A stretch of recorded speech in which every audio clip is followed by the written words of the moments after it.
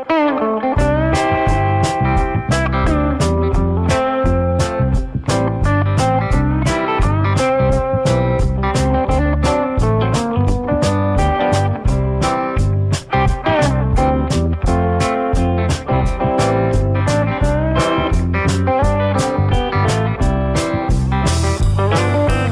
Monseka de Malheur Moderne vous dit bonjour. Voilà une émission Monseka Malheur Moderne na pesi bino mbote. D'ailleurs on a linga to solo la muke likamotali ba viande fumée. Donc on a partagé na bino audio moko batindela kinga. Bon batindela nga souvent ba audio na ba vidéo ya ndengo na.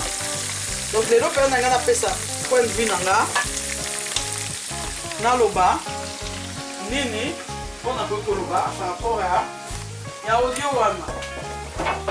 Donc na kati ya audio wana ndeko wana aza côté ya batu que il faut que ba na viande fumée bazoteka na Belgique awa. Ils ont même ba AVC ba makambo belé. Yango na siko na ngai to solo lango. Donc bandeko nanga qualité ya viande ezala ya fumée, ezala ya normal oyo tokoki kokutana nango. Ndeko siko kende kosoma biloko na ozala sur nango. Na reparler lelo na expérience ya ngai. Eza na esika moko bateka ba misuni ya fumée awa na Belgique na moko. Na salaka constat que misuni na bango eza trafiqué. C'est-à-dire na remarquaki que bazo tchango colorant makasi. Donc so neto tokisi viande wana okomona ekomi rouge. Nde à partir wana na mekengo une fois deux fois na lapa na somba sous côté wana te. Na koma osomba ba côté mususu neko na ba côté mususu bino boboya kana pona talo. Pona nyama elongi mabe. Yebaka que parfois elongi mabe nde nyama kitoko yango. Donc na koma osomba ba côté mususu. Sikoyo eloko ni ezoboma biso ba congolais to comparaka o eza comparable te. Oye otali awa 4 €, omoni moninga 7 € ma moko classé boniko na osomba ya 7 € te. Luka oyeba pour la santé na oni neza malamu. Donc il y a solo awa pe na Belgique eza na bureau moko e contrôla ka ba biloko ya kolia avant ekota na marché. Bureau wana e flashaki commerçant moko ya ba misuni fumé wana et ça la moi scandale awa mais bureau wana ezaka soki flashé au boye et kopesa autant au bongisa. Mais tango bongisa misusu bazaka na politique ata bongisi tango contrôle ye lisusu te azongeli makambo ya mabe parce que peut-être likambo azosala ya mabe wana yango nde ezo permettre à se retrouver financièrement. Donc ça méthode moko vite fait misuni comme a fumé tellement yebi que ba congolais balinga yango wana. Donc par rapport au audio wana na koloba likambo moko loko moko ndeko alobi na kati ya audio wana zoloba ya solo. Comme ezelo moko bango mo mindele penza. So ba yekota mulongo eza wana pona misuni wana eza pe ya mindele te ya mingi biso batu mwindu bako chango kame bako système makasi ndenge moko te na biloko eza consommer na baloko na bango bato ya mboka oyo yango wana lite ya na kopesa bino tango ozosomba eloko meka koza sur na qualité nango kokufela nanu talo muke te kokufela nanu te quantité okozwa na nzungu parce que wana ozosomba maladie. Mais entre nous, ba fumer on a pas à part problème que koza na ba colorant, que koza na ba mungo ya mabe ba che yango, eza pe musulimo ko trop gras. Eza na ba mafuta exagéré. To lobela madendo. Madendo surtout à fumer vraiment. Wana ozolu ko botani ni na nzoto. Hein? Biloko musumo ko lia ngona ndenge ya posa, mais e ko comme biloko na au quotidien te. Eza bande ko musuba lia ka misunyana tous les jours. Wana eza sous normal te. Donc l'ité à penza na pesi lelo zala sur na provenance ya misuni na yo esika okende kosombela yango pe qualité ya musuni na yo soko moni yango déjà douteux musuni o eza ya fumée ebimisaka mai ya rouge te soki ebimisi mai ya rouge eza mai eza eloko mosusu babakisi kobakisa yango wana ndeko osala keba zala prudent ezala baloso tout le monde a eu ba scandale loso comme ya plastique comme ya boy ndeko na ngai ponaka ba fournisseur malamu kende ke siko za sur na ba produit na yo tika kolandela ba prix ya mike santé na yo eza na prix te santé na yo eza prix te nga azaka très difficile ezala makayabu na soma makayabu n'importe quel makayabu te na soma n'importe quel musuni te n'importe quel litungulu te na ba matungulu ya moni ya to ekoma baloneli yango na condition nini batieli yango ba engrais nini yo osombi parce que omoni filet na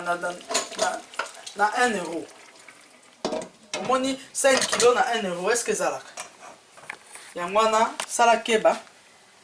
mais naza pe contre politique ya peur biso bandeko bakongolais toyaka mingi na habitude moko ntango scandale moko ye tovérifiaka te tokomi kosalasalaka bavideo en désordre bokeba boye malembe avant oconseille baninga conseiller bango na ndenge moko oyo bacomprendre donc ntango moto acomprendre akoyeba ah sikoyo nalia fume te nasala ndenge nini peut-être te ke olia fume te mpe bafume ya malamu mpe ezali peut-être mpe osala barecherche na internet oyekola yo moko kosala fume na yo eza basolution okoki kotala na youtube okomona méthode ya fumage okomona okomi kosalasala na yo soki mpe oza na espace ezopermettre okomi osala na ndenge ya libanda na ndenge ya four mpe basalaka mieux vaut ça ke okende kokufa zoba donc basolution yango wana politike ya kobangisa nde tolingi te bandeko natiki bino boyoka audio oyo etambolaki na whatsapp ekomaki epa na nga ensuite tokodévelopper mwa moke. Coucou Mandoï, j'espère que vous allez bien. Nangaka na yebisoke parce que audio vidéo moko boye na yokaki awa balobi ke bangulu fumé babiloko mingi ngomesana ba produits exotiques wana surtout bangulu fumé ezalaka na Belgique wana pai batu mingi bato France ba Allemagne bayaka kosomba bangulu fumé na France wana bo somba kango esusu te. Donc yango wana baza ko le bafimaka yango batiaka yango produit moko toxique donc soki olia yango olia yango misusu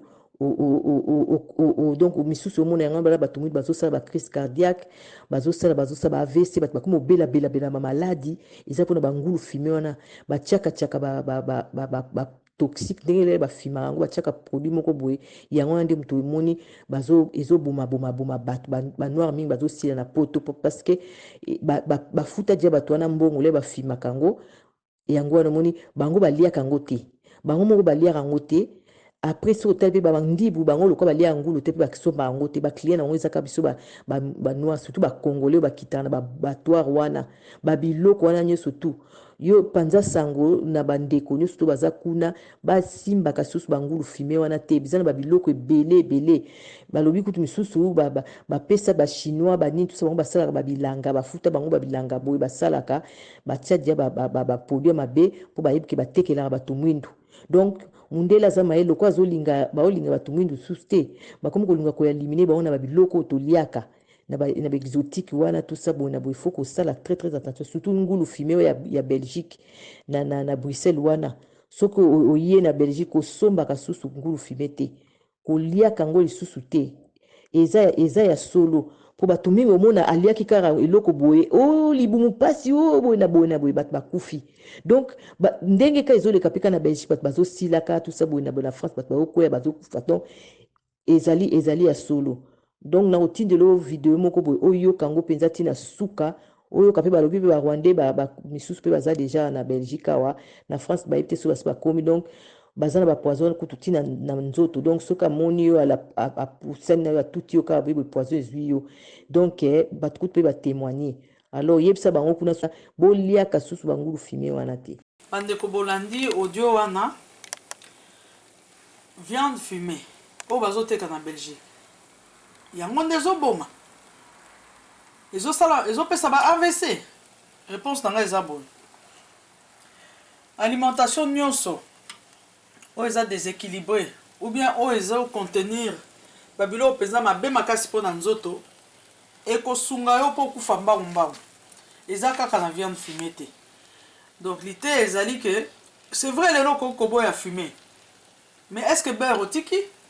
odiminue. Est-ce que exagération à ma mafuta au diminué? Mungwa aux autres malam. Que dire na ba bouillon mususu?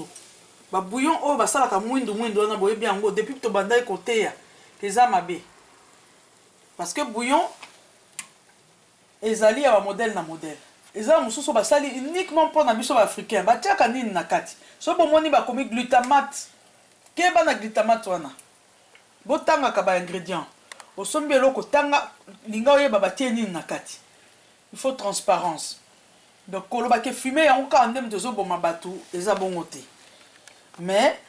totia exemple ya moto azolia siko fumer yango du 1er au 30 ekosunga ye po akufa noki comme pas kokufa na eloko mosusu tokoki kokóma na psychose te ya kobanga kocible kaka viande fumée mais esika oza na poso olia viande fumée luka ya qualité malamu omoni ba viande fumée oyo ozomona mwindu makasi wana on dirait bayitango neti te ele mosusu ya malamu yango wana même bafumé na biso afrique so omona basaleli yo mboloko to nini ekokoma rouge wana ndenge tomoni na bilili awa te méthode ya kofume yango wana ya malamu donc tika kowelisa oyo eza kitoko na misu na oyo eza talo moke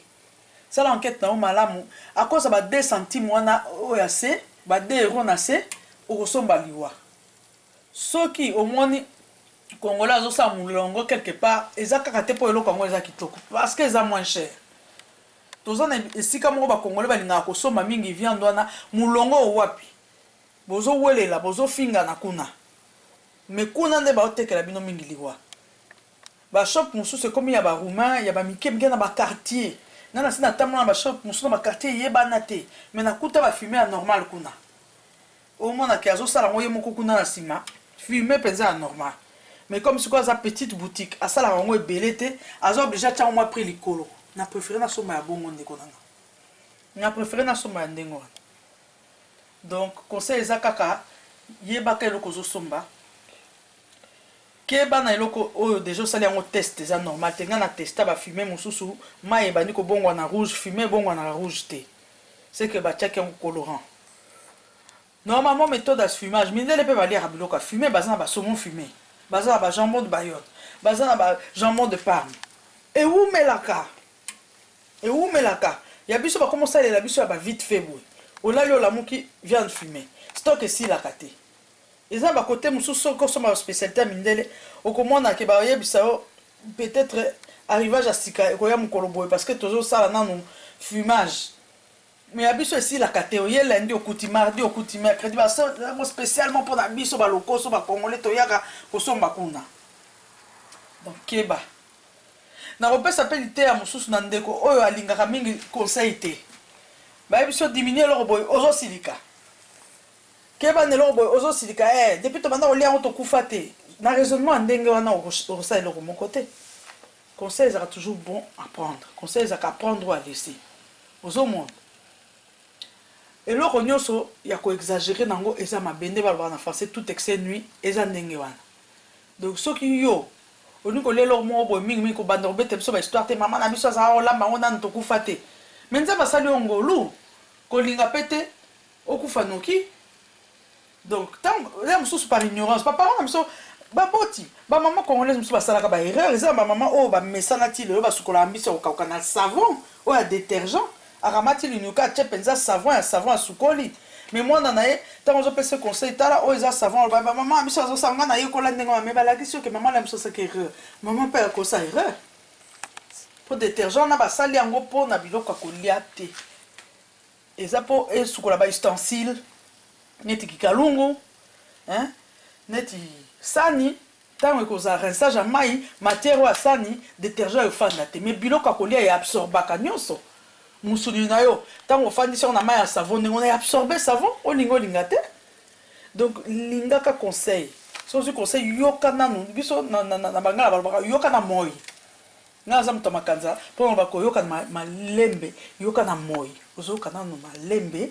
oyeba nini balobi après otia yango na misala ekosunga yo kozalaka te congolais tokaka mingi na caractère wana ntango bazoyebiso bayebi biso tika eloko ebongo sikoyo depuis tobanda kolia bamateka bongo bakonde tolia yango tokufa malembe batalisi yo ke ekoki kosala boye diminue moke eza mpona bolamu na yo mpona plaisir te biso nyonso tozala na biloko oyo tozalaka tokoki koresiste te soki omoni kabi nga moko mpe exemple ya biloko mosusu nayebi pertinemment ke ya mabe mpo na nga me naliaka ngo na ndenge aposa zalaka na habitude wana kolia na ndenge aposa nakopesa mpe conseil mosusu yo ozokima bafume oyo balobi bafume ezoboma mais yo mama omemaka mwa ando mikolo nyonso na bafast food ezaka ndenge moko na ndenge moto azolia fume kuna fast food eloko ni ya malamu ebima kuna eloko ni ya malamu bafrite oyo condition basaleli yango oyebi te donc tokoki kolia eloko na ndenge aposa biso nyonso tokoyebake chokola soki osali boye eza mpenza gras tika nalia nanu lelo olie esili eleki mabe nde so ekomi petit déjeuner no chocolat midi chocolat pokwa chocolat wana ekomi likambo mosusu donc biloko mosusu eza eloko aposa olie tokoboya te madendo soki oyoki posa olie madendo na yo une fois esili mais komi na semaine il faut 3 fois madendo ebima na graisse ebele etondi na madendo wana vraiment ozoluka fan de lo wapi graisse wana c'est que efanda quelque part c'est que efanda quelque part na nzoto na yo donc voilà toyokaka nanu mwa baconseil banutritionniste bazopesa na baorganisme ezopesa awa mingi na Belgique tomonaka o magasin Kingandi erapele musuniso ngolo basali yango test bamoni boye magasin mo kutu arapele yango alobi ezonga bato basombaki baya kozongisa tozongisa bango bongo yo sikoyo baoya bisozo baibomaka te eza question ya koboma te eza question ya précaution pour ozwaka toujours précaution donc dis-moi précaution comme ça vie na yo etambola malamu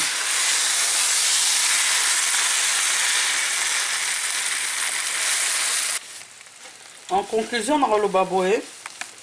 ndeko toza sérieux eza kaka viande fumée te mte yo mema ba AVC mais comme toute chose eza na mabe nango comme eza na mabe nango to doser nanu consommation nango to pona pe bisika to somba ngo nde sika siko mwa santé eoza malamu donc to doser to tikaka kolinga kokangama na biloko ata eza mabe ozokangama nango pona sentiment na pona kokufela moins cher yango wana donc ndeko nanga contrôler alimentation no mobimba kaka bafume te